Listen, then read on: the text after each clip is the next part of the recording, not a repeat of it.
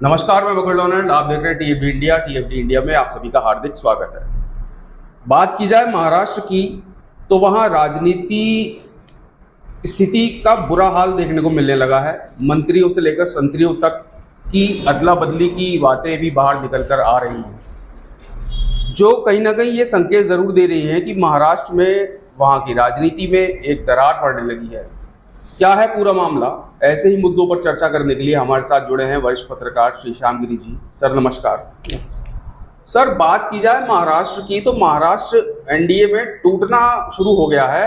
अजीत पवार के 4 विधायक टूटकर शरद पवार के साथ चले गए हैं और भी टूटने वाले हैं, ऐसी कुछ खबरें बाहर निकल कर आ रही हैं। इससे महाराष्ट्र विधानसभा चुनाव में क्या असर देखने को मिलेगा, क्या कहना है आपका?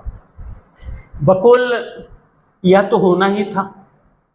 अगर आप किसी के घर को तोड़ोगे तो आपका भी घर तो उसी में इलाके में आता है, आपका भी घर टूटेगा। आज मेरी बारी, कल तेरी बारी, दोनों बारी बारी।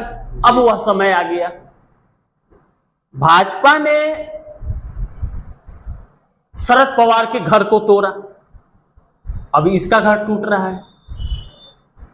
अब अजीत पवार के 4 सांसद जो गए हैं टूट करके, यह बहुत मायने रखते हैं। यह अपने भविष्य को तलाश रहे थे। लेकिन इसके पहले छगन भुजबल, जो बहुत चर्चित चेहरे, वह गए थे शरद पवार से मिलने के लिए और 2 घंटा उन्हें इंतजार करना पड़ा शरद पवार से मिलने के लिए। यह कहा गया कि उनका तबीयत ठीक नहीं है, नहीं मिल पाएंगे, लेकिन 2 घंटा बैठे रहे। तो फिर बाद में मुलाकात हुई। अंदर क्या बातें हुई यह बाहर नहीं आई, लेकिन यह साफ कहा जा रहा है कि शरद पवार ने छगन भुजबल को अपनी पार्टी में लेने से इनकार कर दिया।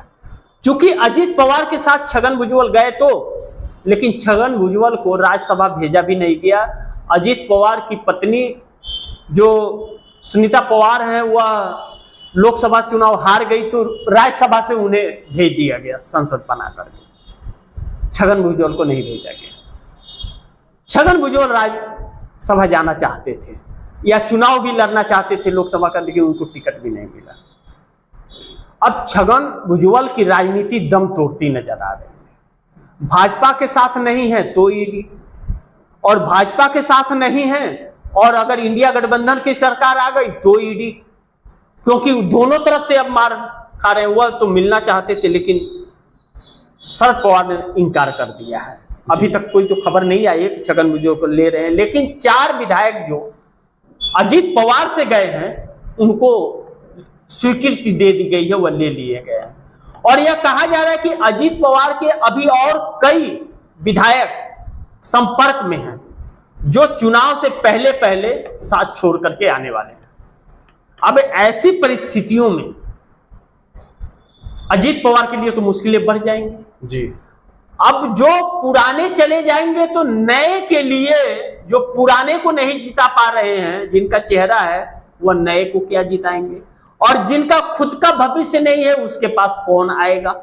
और ऐसी परिस्थिति में भारतीय जनता पार्टी के लिए उनका कोई महत्व नहीं रहेगा, और भारतीय जनता पार्टी के लिए महत्व नहीं रहेगा तो फिर वही ईडी सीबीआई। यानी कि इसमें उलझ गए हैं अजीत पवार जी। और अजीत पवार अपने आप को ओरिजिनल एनसीपी कहते हैं, जो शरद पवार से पार्टी को छीने हैं और सिंबल छीन करके गए हैं, अपने को असली कहते हैं। और जिसने पार्टी बनाई है उनके चाचा शरद पवार ने, उनको नकली कहते हैं कि नकली एनसीपी है। सोचिए कि राजनीति कहां पहुंच गई है जी, बिल्कुल। कि अपना ही भतीजा अपने ही चाचा को नकली कहता है और अपने आप को असली कहता है। खैर, यह तो महाराष्ट्र की जनता। महाराष्ट्र के अंदर जो राजनीति बहुत तेजी से करवट ले रही है, महाविकास आघाड़ी, इंडिया गठबंधन महाराष्ट्र में जाके महाविकास आघाड़ी के नाम से जाना जाता है, महाविकास आघाड़ी में तब्दील हो जाता है। इंडिया गठबंधन का बढ़ता ग्राफ और आ रहे जितने भी इंटरनल सर्वे है, उसमें महाविकास आघाड़ी यानी कि इंडिया गठबंधन पूर्ण बहुमत की सरकार बना रहा है और इन लोगों की राजनीति धराशाह हो रही है। इसी चीज की जानकारी के बाद जो अजीत पवार के विधायक हैं वह पार्टी छोड़ करके जा रहे हैं। अब चूंकि उनके पास एक ही सांसद है, नहीं तो सांसद भी चले जाते जी। अब एक सांसद है, उनका क्या होगा, उसे तो शरद पवार लेने से इनकार कर दिए हैं, अभी तक तो उन्हें लिया नहीं है। लेकिन विधायक काफी भारी मात्रा में टूटने के आसार हैं। यह कहा जा रहा है कि इन 4 के बाद अभी 20 विधायक और संपर्क में है शरद पवार, यानी कि इंडिया गठबंधन की तूती महाराष्ट्र में बोल रही है। लेकिन यही इंडिया गठबंधन के मुख्य चेहरे राहुल गांधी का ग्राफ महाराष्ट्र में लगातार बढ़ता जा रहा है जी। और राहुल गांधी के साथ गठबंधन में रहने का फायदा उद्धव ठाकरे और शरद पवार दोनों को मिल रहा है। लेकिन यह नहीं कह सकते कि सिर्फ राहुल गांधी से, यह जो एकजुट है इंडिया गठबंधन और महाविकास आघाड़ी, इसका यह परिणाम है जी। और भारत जोड़ो यात्रा और भारत जोड़ो न्याय यात्रा का बहुत भारी मात्रा में असर महाराष्ट्र में पड़ा है। वह 2024 लोकसभा चुनाव में भी देखने को मिला और देखने को जो परिस्थितियां रही, वह परिस्थितियां बकुल आपको पता है कि भारतीय जनता पार्टी 9 सीट पर सिमट गई, सिंगल डिजिट पे। मैं बहुत पहले बोला था कि Bharatiya Janata party double digit को नहीं छू पाएगी, 1 से लेके और 9 के बीच में अटकेगी वह, और 9 के पास में ही 9 पर ही अटक गई। वह भी 9 सीटें बहुत भारी मार्जिन से जीत नहीं है, बहुत कम अंतराल से है। यानी कि विधानसभा सीट में भारतीय जनता पार्टी का सुपड़ा साफ होने वाला है। विदर्भ में जो कांग्रेस का प्रदर्शन रहा और भारतीय जनता पार्टी को जो अस्वीकार किया लोगों ने, भारतीय जनता पार्टी उस हार को अभी भी पचा नहीं पा रही है और महाराष्ट्र की राजनीतिक करवटें ले रही है। महाराष्ट्र के लोगों को इंडिया गठबंधन पे भरोसा है और जो उद्धव ठाकरे जो मुख्यमंत्री बने थे महाविकास आघाड़ी गठबंधन बनने के बाद, उद्धव ठाकरे ने कार्य किए थे और शरद पवार उसके सूत्रधार थे गठबंधन बनाने के। नहीं तो शिवसेना और कांग्रेस का मिलन तो कभी हो ही नहीं सकता था। 36 का आंकड़ा था, एक पूरब था तो एक पश्चिम था, कोई सवाल ही नहीं उठता था। लेकिन दोस्ती हुई और दोस्ती हुई तो इतनी अटूट हो गई जिसे तोड़ा नहीं जा सका जी। बहुत प्रयास किया गया लेकिन तोड़ा नहीं जा सका। मैं हमेशा अपने प्रोग्राम में आपको कहता हूं, कांग्रेस अपने सहयोगियों का हाथ छोड़ती नहीं है और तोड़ती भी नहीं है।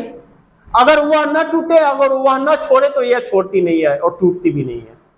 तो वह फर्ज निभाया राहुल गांधी ने। यह वजह रहा कि राहुल गांधी का कद महाराष्ट्र में बढ़ा है। लेकिन उद्धव ठाकरे ने अपने कार्यकाल में जो बड़े बड़े उद्योग लाए महाराष्ट्र के अंदर और जो सरकार चलाई वह सराहनीय रही। लेकिन एकनाथ शिंदे सरकार आते ही टूट कर जाकर के एकनाथ शिंदे ने जैसे सरकार बनाई, जो जो उद्योग बड़े बड़े उद्योग लाए थे उद्धव ठाकरे ने, उन सारे उद्योगों को एकनाथ शिंदे ने गुजरात पलायन कर दिया। किसके कहने पे? लाजमी है कि नरेंद्र मोदी और अमित शाह के कहने पे। नहीं तो क्या महाराष्ट्र के लोगों को रोजगार की जरूरत नहीं है? बिल्कुल है। अब एकनाथ शिंदे 9 सीट पा गए हैं, 7 सीट पा गए हैं लोकसभा में, तो वह अपने आप को बहुत काबिल समझ रहे हैं, असली समझ रहे हैं। लेकिन वह सिंबल का खेल था जी। सिंबल की वजह से लोग कंफ्यूजन में एकनाथ शिंदे को वोट दे दिए हैं, अन्यथा एकनाथ शिंदे का सुपड़ा साफ हो जाता। जो अजीत पवार का हाल है वही हाल उनका होता। लेकिन अब विधानसभा में ऐसा नहीं हो पाएगा। उद्धव ठाकरे पूरे महाराष्ट्र का दौरा कर रहे हैं, पूरे महाराष्ट्र में अपने सिंबल को पहुंचा रहे हैं।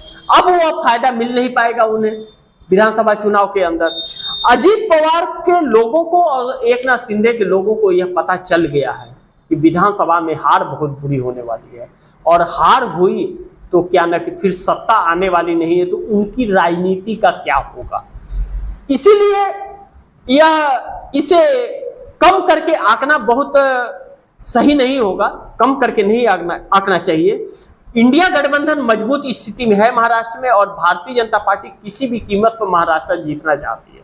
महाराष्ट्र अगर हार गई तो नरेंद्र मोदी की कुर्सी खतरे में आ जाएगी। बिल्कुल, यह तय है, इससे इंकार नहीं किया जा सकता। और आरएसएस 1 सेकंड नहीं लगेगा, आरएसएस नरेंद्र मोदी को हटा फेंकेगा और नरेंद्र मोदी का इसका पता है। और भारतीय जनता पार्टी के अंदर इस समय जो बगावत उठा हुआ है वह बगावत और भी मतलब इतना सुनामी लेकर के आ जाएगा जिसको सैंत पाना बहुत ही मुश्किल हो जाएगा।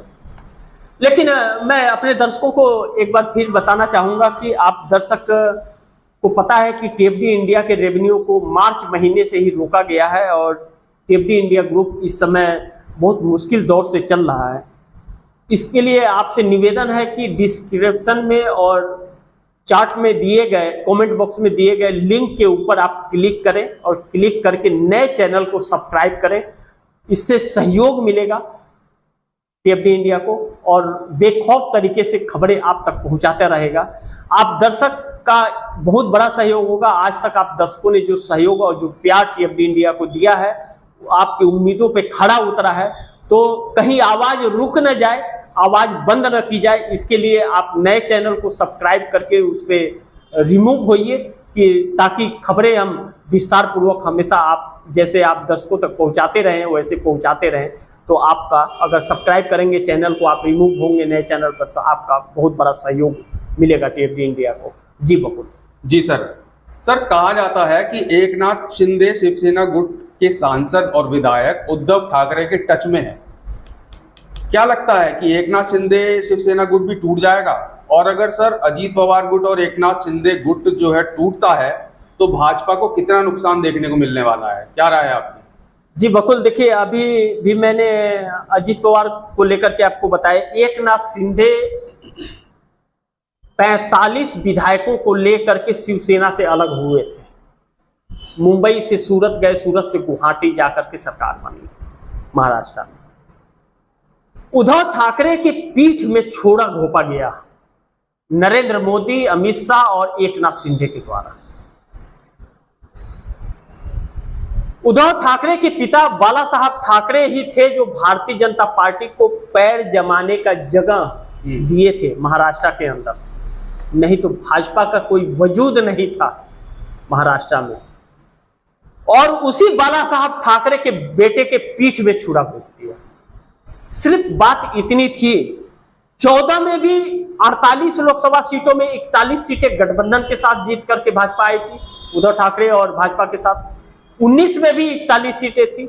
लेकिन 19 विधानसभा चुनाव जब हुआ तो 19 विधानसभा चुनाव में उद्धव ठाकरे ने कहा कि सीएम मैं बनूंगा, शिवसेना का सीएम बनेगा, 2.5 साल हमारा रहेगा, 2.5 साल आपका रहेगा, पहले हमारा बनेगा। और भाजपा कहती थी नहीं पहले हमारा बनेगा। अगर भाजपा 2.5 साल बाद अगर उद्धव ठाकरे को सीएम बनाने के लिए तैयार थी तो पहले बनाने में क्या हर्ज है? सही बात है भाई, आपको केंद्र में 14 में भी साथ दिए, हम 19 में भी दे रहे हैं, इतने सांसदों के साथ समर्थन, और आपकी राजनीति हमारे साथ चल रही है, तो आप हमें सीएम बनाने से क्यों पीछे हट रहे हैं? क्यों अपना बनाना चाहते हैं? उद्धव ठाकरे ने इंकार कर दिया, शिवसेना ने इंकार कर दिया कि नहीं, तो फिर हम आपके साथ गठबंधन तोड़ देंगे। उसके बाद शरद पवार को बुलाया गया। शरद पवार ने अपनी चाणक्य नीति चलाई और शरद पवार ने मध्यस्थता करते हुए कांग्रेस से जोड़ने की कोशिश की। 1 महीना लग गया बकुल जी। 1 महीने तक सरकार नहीं बनी महाराष्ट्र के अंदर, और 1 महीने के तक जब कयास लगते रहे, उसके बाद सोनिया गांधी ने हाँ किया और गठबंधन बना। वह गठबंधन अटूट बन गया जी, विश्वास का गठबंधन बना, और उसमें विश्वास झलकता है। तब झलकता है जब उद्धव ठाकरे को तोड़ दिया गया, तभी भी कांग्रेस पहाड़ की तरह उद्धव ठाकरे के साथ खड़ी रही, राहुल गांधी खड़े रहे, हर मोड़ पर खड़े रहे, और यह चीजें देखने को मिली, मजबूत हो गया। अब एकनाथ शिंदे चले गए, 45 लोगों को लेकर के सरकार बनी, सीएम बन गए तो वह अपने आप को असली शिवसेना कहने लगे।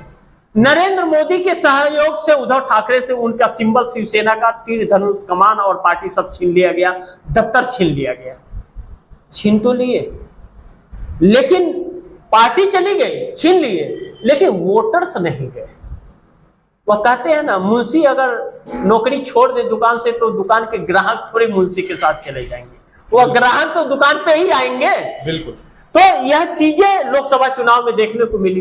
अब एकनाथ शिंदे के ऊपर उनके ही जो 45 विधायक गए थे उनका ही भरोसा नहीं है, लेकिन लोकसभा चुनाव में जो 7 सांसद चुन करके आए हैं, इससे हौसले बुलंद पे हैं एकनाथ शिंदे के जी। एकनाथ शिंदे सोच रहे हैं कि 7 सांसद चुन करके आए, तो वह यही समझा रहे हैं कि अरे हम बहुत अच्छा प्रदर्शन करेंगे, हम लोग असली हैं। देखो जनता ने 7 सांसद दिए हैं, चुन करके, लेकिन वह सिंबल का खेल था जी। और विधानसभा चुनाव लोकलिटी पे, लोकल मुद्दों पे होता है और लोकल में लोग जानते हैं कि इस नेता ने इस पार्टी के साथ विश्वासघात किया है, वहां पे वह कार्य उनके कारगर साबित नहीं हो पा रहे। यह देखते हुए एकनाथ शिंदे के कई विधायक संपर्क में हैं उद्धव ठाकरे के, लेकिन उद्धव ठाकरे गद्दारों को लेने से इनकार कर रहे हैं।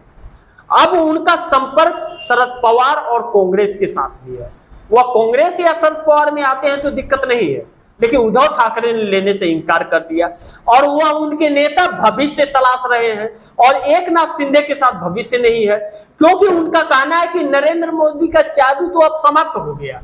उनका चेहरा लोग देखना पसंद नहीं कर रहे हैं। वहां पोस्टरों तक से मोदी का चेहरा हटा दिया गया और 17 सीटों पर नरेंद्र मोदी ने चुनाव प्रचार किए, 14 सीटें हार गए। अब लोगों का यही कहना है और अब एकनाथ शिंदे तो कह रहे हैं इनके 400 पार के नारे ने बेड़ा गर्क कर दिया।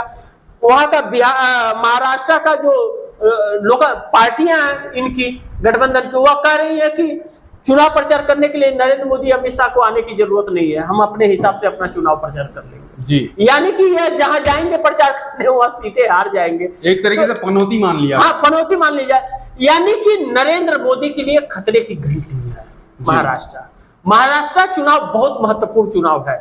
महाराष्ट्र में ही आरएसएस का हेडक्वार्टर है नागपुर के अंदर, और महाराष्ट्र अगर हार गए तो आरएसएस और भी एक्टिव हो जाएगा, और भी बहुत एक्टिव हो जाएगा आरएसएस, और नरेंद्र मोदी की मुश्किलें बढ़ जाएगी। नरेंद्र मोदी के लिए इतना आसान नहीं होगा फिर कुर्सी पे बैठ पाना, यह चीज नरेंद्र मोदी भी जानते हैं जी। इसीलिए बहुत सारे कयास लगाए जा रहे हैं महाराष्ट्र के अंदर, लेकिन महाराष्ट्र अस्मिता जो है वह उद्धव ठाकरे और महाविकास आघाड़ी के साथ खड़ी हो गई है।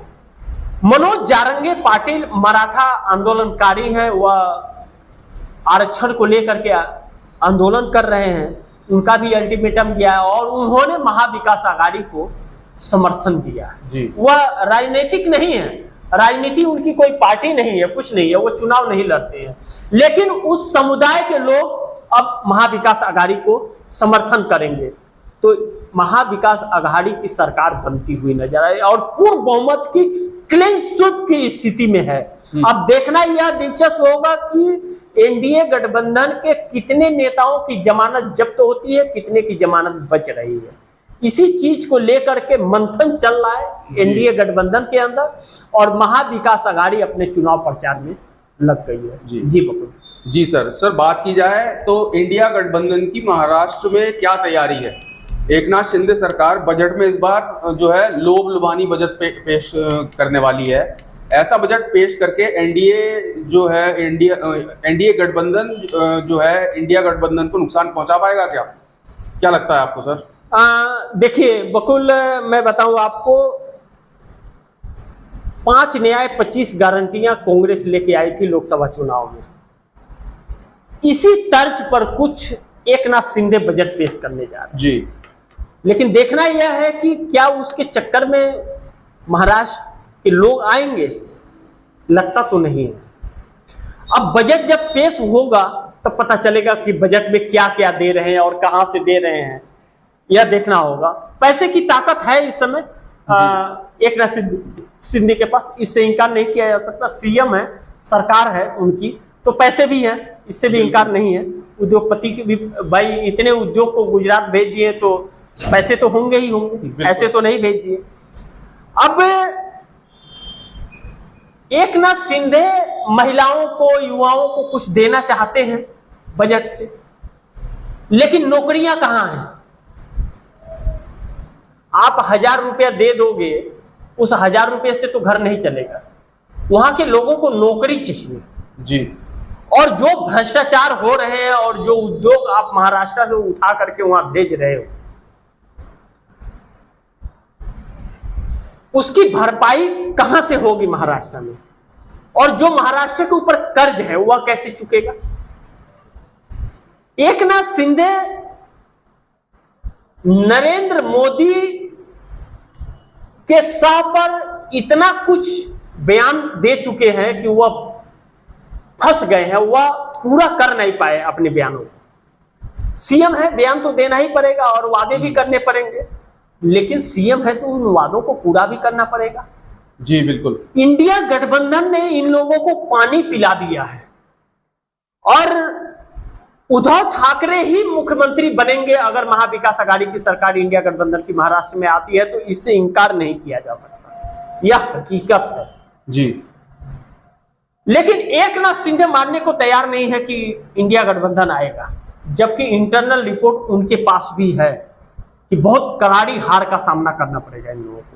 यही वजह रहा कि वह नरेंद्र मोदी को कह दिया है लोगों ने कि नरेंद्र मोदी हमेशा प्रचार करने ना आए, नहीं तो जीतने वाली सीटें भी हार जाएंगे, क्योंकि लोकल मुद्दों पे होने जा रहा है चुनाव।